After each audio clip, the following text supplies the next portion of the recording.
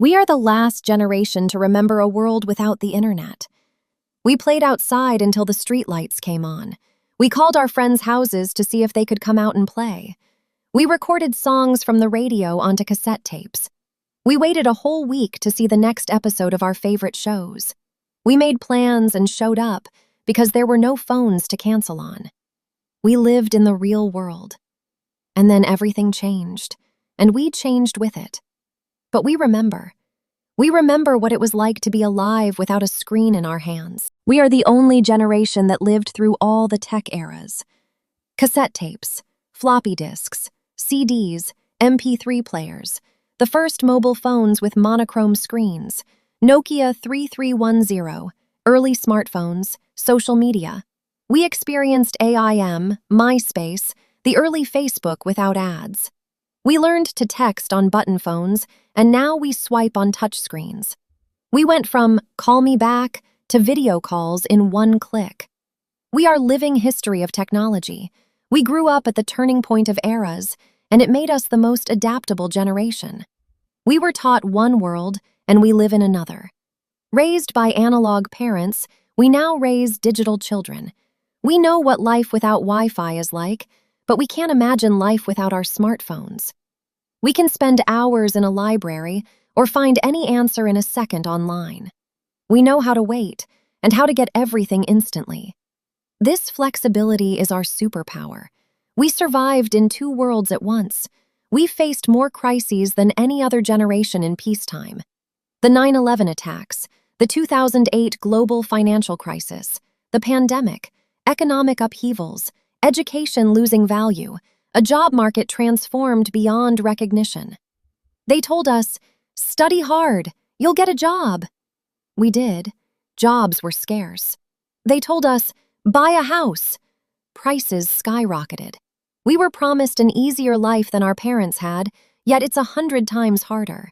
They call us the snowflake generation, but we are stronger than we seem. Yes, we talk about mental health. Yes, we see therapists. Yes, we speak up when we're struggling. This is not weakness, it's strength. Our parents often numbed their pain with silence or alcohol. We chose to face our trauma. Our grandparents endured toxic marriages their whole lives.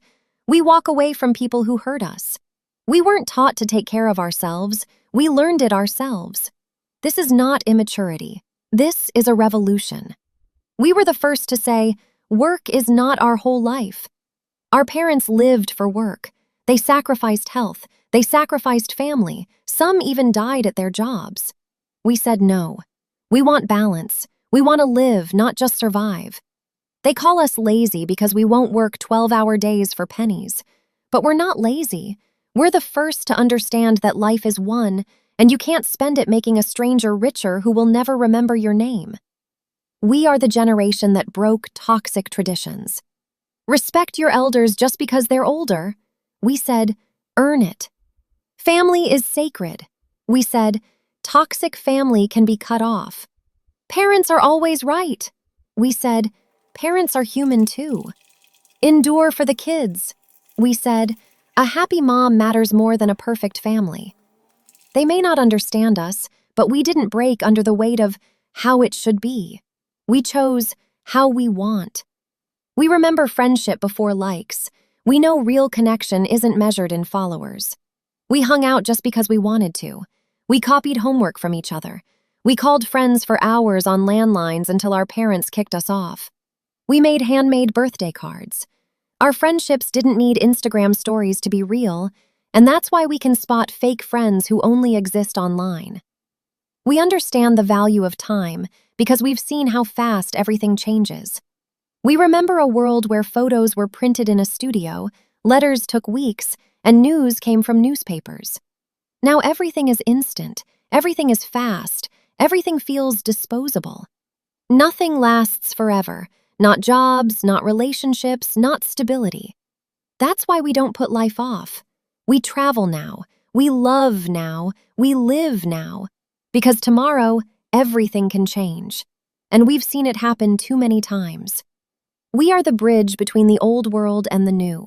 We teach our parents how to use smartphones, and we teach our kids what a cassette player is.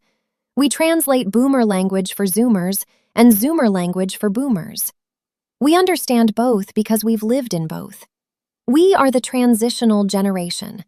It's hard because we never feel fully at home in either world. But it's also our strength. We can connect what's been broken. Millennials, we made history just by surviving. We went through the tech revolution, economic disasters, a changing world. We broke toxic traditions. We talked about things generations before us kept silent. We are not perfect, but we are real. We are the last to remember a world before the internet and the first to build one with it. We are living history. And even if no one older or younger understands us, we understand ourselves. And that's enough.